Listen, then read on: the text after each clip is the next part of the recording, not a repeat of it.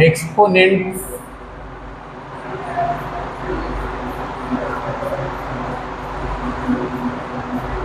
Of real number.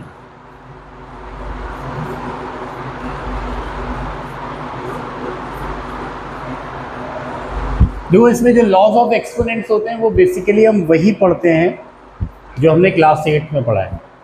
बस ये है कि क्लास 8 में जो हमारे पास जो क्वेश्चंस होते थे करने के लिए वो थोड़े से इजी होते थे, बट क्लास 9 में जो हमारे पास क्वेश्चंस होते हैं वो थोड़े से स्टैंडर्ड होते हैं। तो पहले हम बात कर लेते हैं लॉज ऑफ एक्सपोनेंट्स की।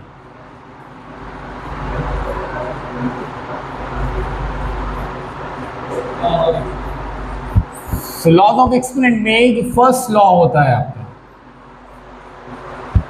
उसमें कहते हैं कि अगर बेसिस सेम है, for example a into A, but they are having different power, तो ऐसे केस में बेसिस अगर सेम है, they are having different power, then power will be, ठीक है। सेकेंड लॉ में क्या बोलता है, if the basis are same and they are at a division, then होता क्या है कि पावर सब्ट्रैक्ट हो जाती है। जो डिनोमिनेटर की प्लेस वाली जो वैल्यू होती है उसकी पावर जब ऊपर न्यूमरेटर के प्लेस पे आती है तो उसका साइन चेंज हो जाता है। नीचे पॉजिटिव है तो ऊपर आकर इसका साइन नेगेटिव हो जाएगा, ठीक। थर्ड लॉ में हम ये कहते हैं बेटा कि किसी भी नंबर की पावर हो ऑलरेडी, और अगर उसके होल की पावर एक एडिशनल और आ जाता है, तो ऐसे केसेस में क्या होती है, वो दोनों पावर्स मल्टीप्लाइड हो जाती है, ठीक। और हम ये कहते हैं फोर्थ में कि किसी भी नंबर की पावर अगर हम 0 ले लें या 0 का हो तो उसकी वैल्यू हमेशा 1 होती है, ठीक है। इनवर्स फॉर्मूला क्या होता है बेटा, तो इनवर्स फॉर्मूले में ये है कि मान लो ये a लिखा हुआ है, हम किसी भी नंबर के नीचे 1 एज्यूम कर सकते हैं। तो अब क्या है, अगर इसको इनवर्स करें 1/a लिखें तो यहाँ पर इसकी पावर दिख रही है आपको, अगर नहीं दिख रही इसका मतलब 1 की a की पावर 1 तो है ही, और ये 1 पॉजिटिव है। अब हमने क्या किया है, इसकी पोजीशन चेंज कर दी थी। अर्लियर ये न्यूमरेटर की प्लेस पे था, अब हम इसको डिनोमिनेटर की प्लेस पे शिफ्ट किया, तो क्या होगा, इसकी पावर चेंज हो जाएगी। बात समझ में आ रही है। तो बस ये बेसिक फॉर्मूले आपको जो हैं, या ये बेसिक लॉज ऑफ एक्सपोनेंट्स ये आपको पता होने चाहिए। दुनिया का कोई भी क्वेश्चन हो जो कि एक्सपोनेंट्स पे बेस हो, वो आप इजीली कर सकते हो। बात समझ में आ रही है। मिटा दूं इसको, क्वेश्चन बोलिए आप पहला।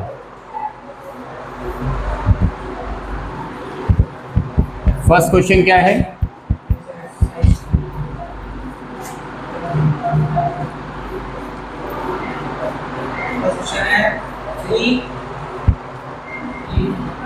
ब्रैकेट में a raised to power 4, b raised to power 3, bracket close, raised to power 10, so 10 multiply 5, bracket a raised to power 2, b raised to power 2, bracket close, raised to power 3। इसे solve करना है। पहले क्या कहते हैं, इन powers को solve कर लेते हैं। तो क्या लिख सकते हैं, ये पावर के ऊपर पावर लिखा हुआ है, इसका मतलब पावर आपस में मल्टीप्लाइड हो जाएंगी। तो a की पावर क्या हो जाएगा, नहीं, पावर के ऊपर पावर है, तो इसका मतलब this would be 40 and this would be 30, bracket close into 5, यहाँ पर क्या हो जाएगा, a की पावर 6, b की पावर 6, ठीक है। अब कांस्टेंट वैल्यूज 3 और 5 है, ये मल्टीप्लाई होकर 15 हो जाएंगी। अब यहाँ पर बेस a है, यहाँ पर भी बेस a है, और ये दोनों आपस में मल्टीप्लिकेशन है, तो पावर्स ऐड हो जाएंगी। तो a की पावर क्या हो जाएगा 46 और b की power 36, this would be the answer.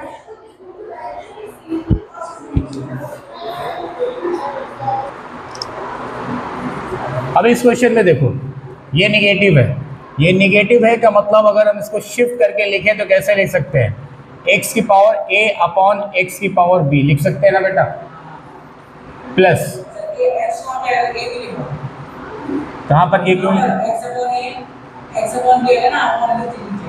अच्छा ये x upon b, 1 plus same यहाँ पर भी करेंगे,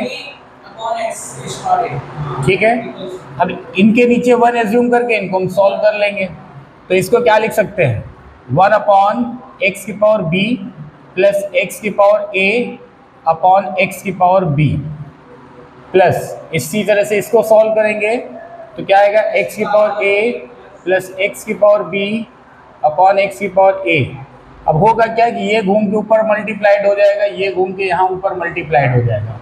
तो ऊपर क्या आएगा, एक्स की पावर b अपॉन एक्स की पावर a प्लस एक्स की पावर b प्लस एक्स की पावर नहीं 1 इंटू एक्स की पावर a करोगे तो एक्स की पावर a ही रहेगा ना बेटा।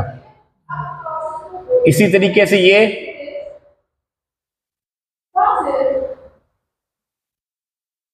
अब इन दोनों में देखो तो डिनोमिनेटर सेम है, एक्स की पावर a प्लस एक्स की पावर b।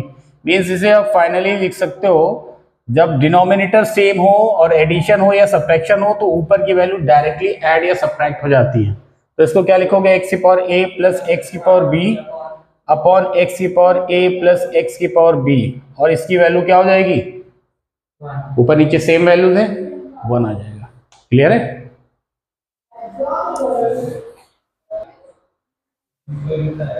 क्या करेंगे, ये सब इनवर्स लिखे हुए हैं, इनको क्या कर लेंगे, समझ पा रहे हैं ना आप। a plus b plus c 1 upon a B plus 1 upon b c plus 1 upon a c लिख सकते हैं। अब नीचे अगर हम एलसीएम ए बी सी ले लें, पहले तो ऊपर वाले को सॉल्व कर लेते हैं। पहले ऊपर वाले को तो एज इट इज लिख देते हैं, a प्लस बी प्लस सी। अब देखो यहां पर अगर हम एलसीएम ए बी सी लें, इस ए बी बी सी और ए सी के लिए ए बी सी ले, तो यहां पर क्या बचेगा, सॉरी सी बचेगा यहाँ पर सी प्लस ए प्लस बी प्लस ए प्लस बी, ठीक। अब ये वैल्यू घूम के ऊपर चली जाके मल्टीप्लाई हो जाएगी, तो क्या होगा, ए बी सी ब्रैकेट में हम लिख देंगे इसको a प्लस बी प्लस सी, और नीचे बच जाएगा आपका a प्लस बी प्लस सी। अब अगर गौर से देखो तो ये दोनों वैल्यू सेम है, ये कैंसिल हो जाएंगी, तो फाइनली आंसर क्या आ जाएगा आपका, फाइनली ए बी सी आ जाएगा। एलएचएस से आपको आरएचएस शो कर देना है, खत्म बस।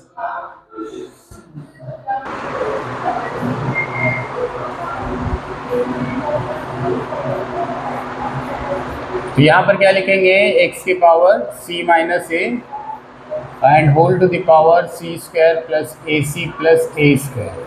क्लियर है। पावर के ऊपर पावर मल्टीप्लाई होती है, आपको पता है। तो क्या लिख सकते हैं, x की power a minus B A square plus B square plus A B, इसको पूरा एक बड़े ब्रैकेट में करना।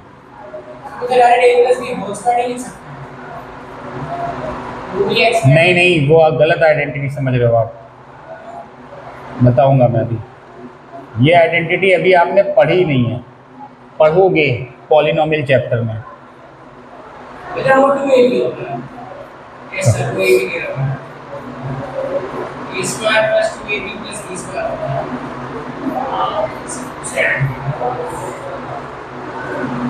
अब एक आइडेंटिटी होती है, मैं आपको शॉर्ट में बता दें। अगर a cube minus B cube लिखा हुआ है, a cube minus B cube लिखा हुआ है, तो इसको हम बोलते हैं a माइनस बी, ब्रैकेट में आता है a square plus A B plus B square. बात समझ में आ रही है। तो ये वो वाली आइडेंटिटी है जो इन सब में अप्लाई हो रही है। यहाँ पर अगर हम इसको लिखें तो क्या लिख सकते हैं, X to the power a cube minus B cube into, इसी तरीके से इसमें क्या लिखेंगे, X to the power b cube minus C cube. इसी तरह से इसमें क्या लिखेंगे, x to the power c cube minus a cube.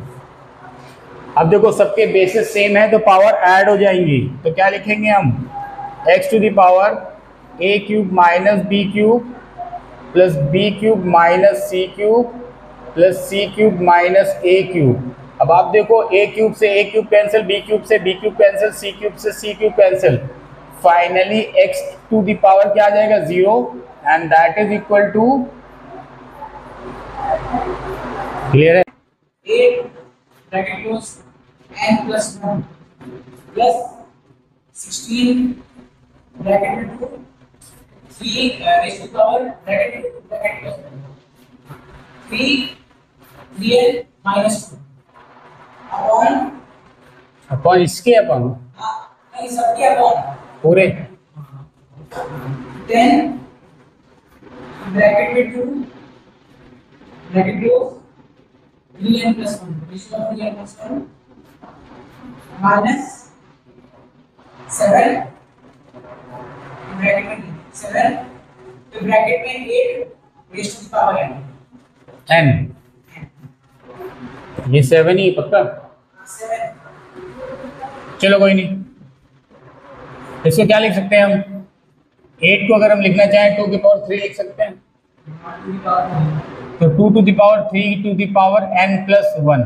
ठीक, 16 को क्या लिख सकते हैं? 2 टू द पावर 4, और ये तो ऐसे ही हो जाएगा। 3n minus 2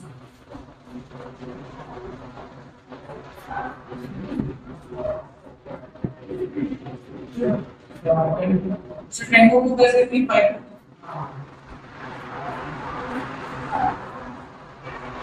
8 को 2 टू द पावर 3 लिख सकते हैं, तो 2 टू द पावर 3n हो जाएगा ये। ठीक है,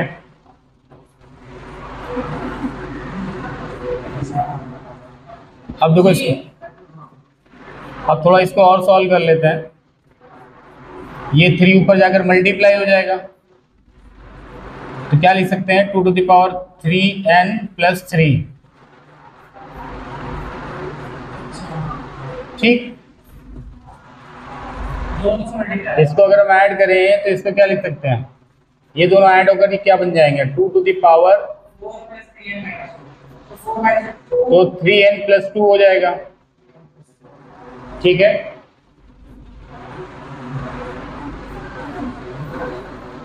नीचे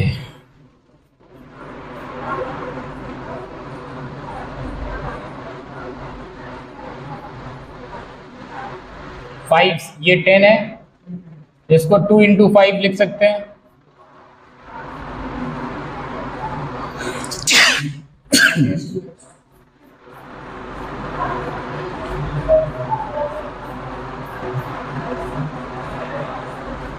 अब ये 2 की पावर 1 है, इन दोनों का बेस सेम है, तो ये ऐड हो जाएंगे, हो जाएंगे ना?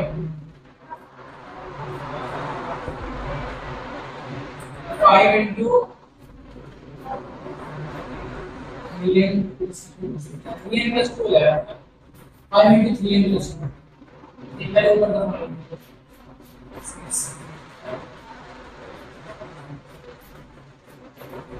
इसको 3n प्लस 2, एक काम कर लेते हैं, बेसिस सेम कर लेते हैं। तो देखो इसके 3n प्लस 3 है ये, तो हम इसको क्या लिख सकते हैं?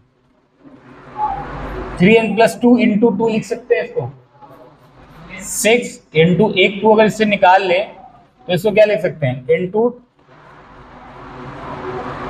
2 के पावर 3n प्लस 2 लिख सकते हैं। ये 3n प्लस 3 है, और इंटू 2 करेंगे, अगर इन दोनों के हैं तो इन दोनों के बेसिस ऐड हो जाएंगे ना, पावर्स बेसिस सेम है, तो मल्टीप्लिकेशन में पावर ऐड हो गया, 3n प्लस 3 हो गया। तो हमने क्या किया? एक 2 बाहर निकाल लिया ऐसे करके, 2 के पावर 3n प्लस 3 को हम ऐसे लिख सकते हैं, 2 के पावर 3n प्लस 2 प्लस 1 लिख सकते हैं। इसको हम ऐसे भी कर सकते हैं कि 2 की पावर 3n इंटू 2 की पावर 2 इंटू 2 की पावर 1, ये यही तो है। तो हमने क्या किया? इनको एक साथ रखा और इसको सेपरेटली अलग निकाल लिया। हाँ समझ में? कहाँ गया ये? यहां पर ये हो गया था, इंटू क्या था ये? 2 की पावर 3n प्लस 2। इस यहां पर हम क्या लिख सकते हैं? 5 इंटू ये 3n प्लस 1 है, तो 3n अलग और ये 1 अलग कर देते हैं, तो 2 की पावर 2 इंटू 2 की पावर 3n माइनस 7 इंटू 2 की पावर 3n। इसमें जो पावर्स ऐड लगेंगे 3n + 1 + 1 नहीं होगा। अभी देखो बताते हैं।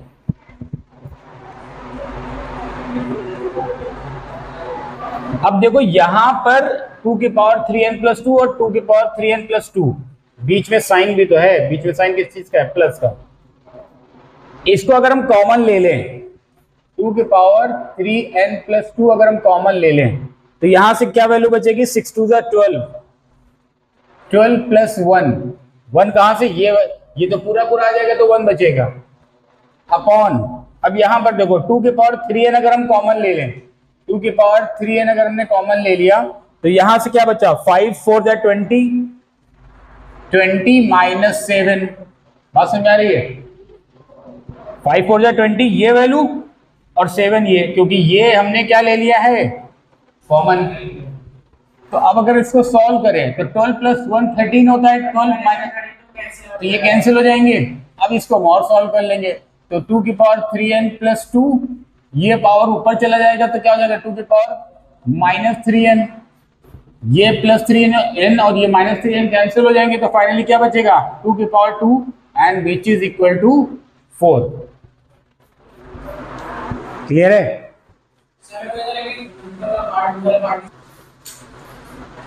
बताएं थर्ड क्वेश्चन क्या है।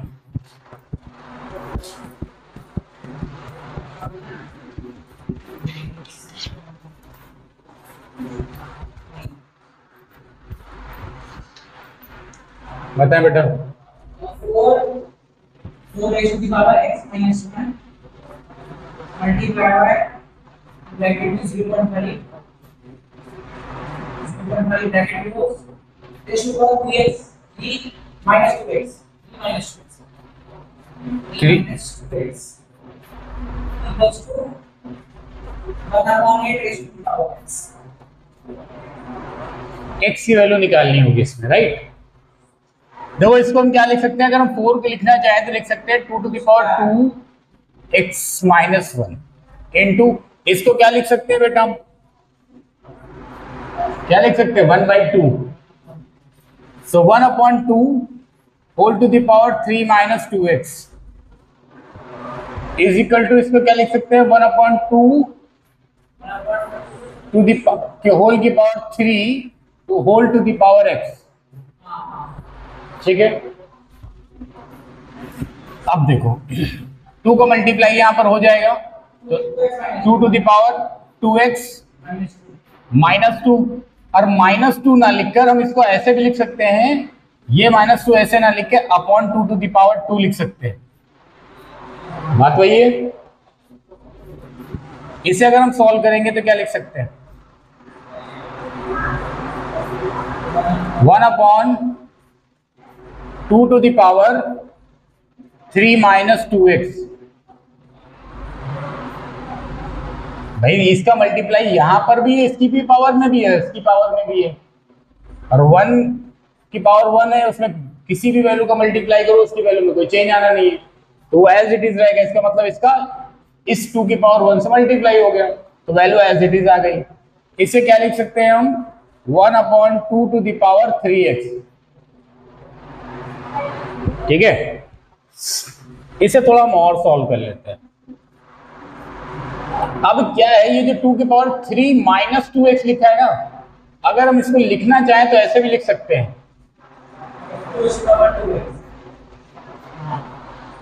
ये वैल्यू चली जाएगी ऊपर, ठीक है, सिर्फ ये वाली पूरी value base along with base, तो 2 की पावर 2x अपॉन 2 की पावर 2 इंटू 2 की पावर 2x अपॉन 2 की पावर 3 इज इक्वल टू 1/2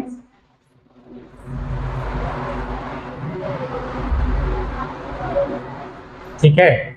अब देखो एक कहानी क्या है, यहां पर देखो 1/2 है, ये 2 raised to minus का लिख सकते हैं। या तो हम ऐसा कर लेते हैं, इस सबको हम 2 ही बना लेते हैं। देखो क्या लिख सकते हैं, इसको हम 2 to the power 2x - 2 into 2 to the power 2x - 3 is equal to, ये -1 हो जाएगा ऊपर, तो 2 to the power -3x अब देखो बेसेस सेम है तो ये दोनों ऐड हो जाएंगे, ये दोनों ऐड होने तो 2x minus 2 plus 2x minus 3 is equal to 2 to the power minus 3x। Base same है तो पावर्स भी सेम होंगी क्योंकि बीच में इक्वालिटी का साइन लगा है। तो 2 to 4 4x minus 5 is equal to minus 3x। ये इधर जाकर ऐड हो जाएगा तो 7x is equal to 5। So now x is equal to 5 upon 7। ये x की वैल्यू आ जाएगी फाइनली। चेक करो, बोलिए, रुकिए।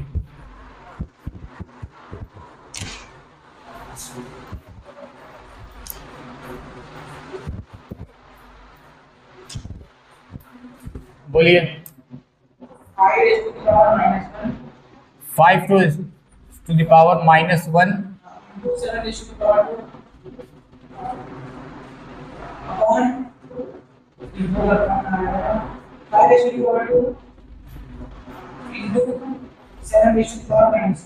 माइनस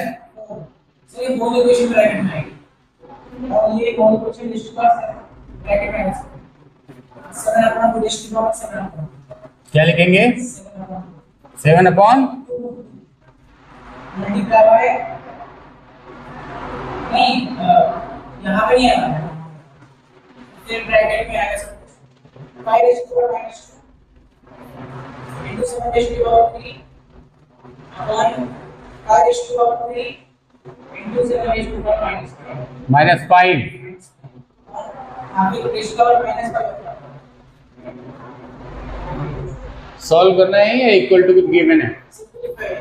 सिंप्लीफाई करना है। देख लो अब ये 7/2 का पहले तो इनको हम सॉल्व कर लेंगे। 5 को अगर ऊपर ले जाते हैं तो लिख सकते हैं 5 टू द पावर माइनस 3। इसी तरह से 7 की पावर ऊपर जाकर हो जाएगी क्या 7 to the power 6 whole to the power 7 upon 2 into, इसी तरह से यहाँ पर करेंगे तो ये हो जाएगा 5 to the power minus 5 into 7 to the power 8 and whole to the power minus 5/2। अभी 7/2 इन दोनों से इंडिविजुअली मल्टीप्लाइड होगा।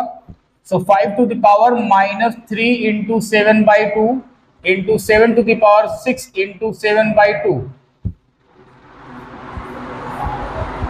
इसी तरीके से यहाँ पर minus 5 into minus 5 upon 2 into 7 to the power 8 into minus 5/2।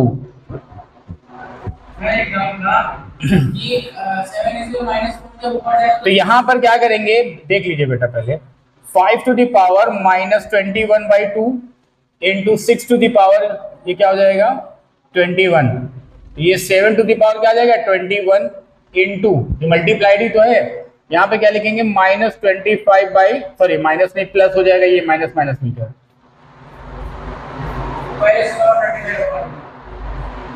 Into 7 to the power क्या हो जाएगा माइनस 20।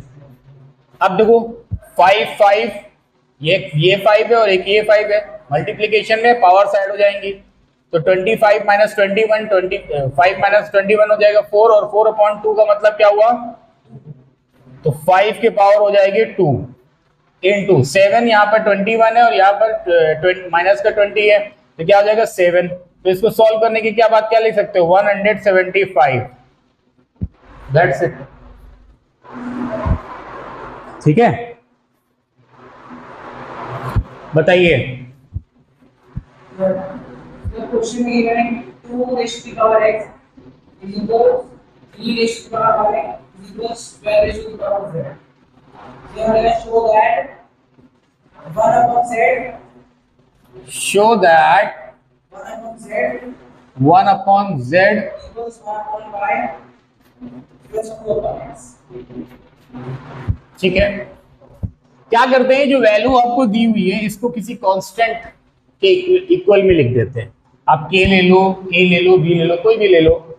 तो हम ये एज्यूम करते हैं कि 2 to the power x is equal to 3 to the power y is equal to 12 to the power z and that is equal to k।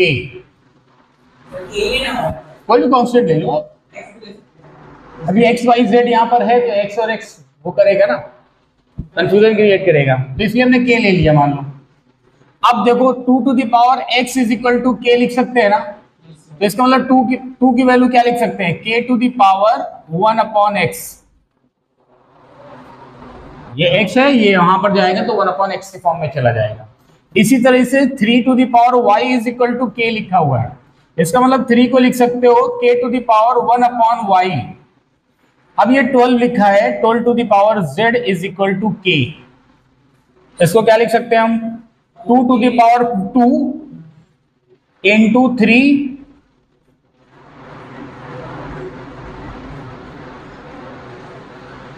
Is equal to k to the power 1 upon z।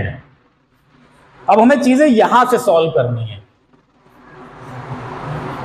इसको base बना के। क्या था ये, 2 to the power 2 into 3 into k to the power is equal to k to the power 1 upon, ठीक है। अब बेटा देखो 2 क्या था, k की to the power 1 upon x, तो हम क्या करेंगे, 2 की जगह हम लिख देंगे k to the power 1 upon x के whole to the power 2 into 3 की value in term of k क्या थी, k to the power 1 upon y, तो हम क्या लिखेंगे, k to the power 1 upon y is equal to k to the power 1 upon z। इसे हम और सॉल्व करेंगे तो k to the power 2 upon x into k to the power 1 upon y is equal to k to the power 1 upon z। ये basis same है तो क्या लिख सकते हैं, k to the power 2 upon x plus 1 upon y is equal to k to the power 1 upon z। अब basis same है तो पावर सेम होंगी, इसका मतलब 2 upon x plus 1 upon y is equal to 1 upon z। और यही आपको prove करने के लिए बोला गया था।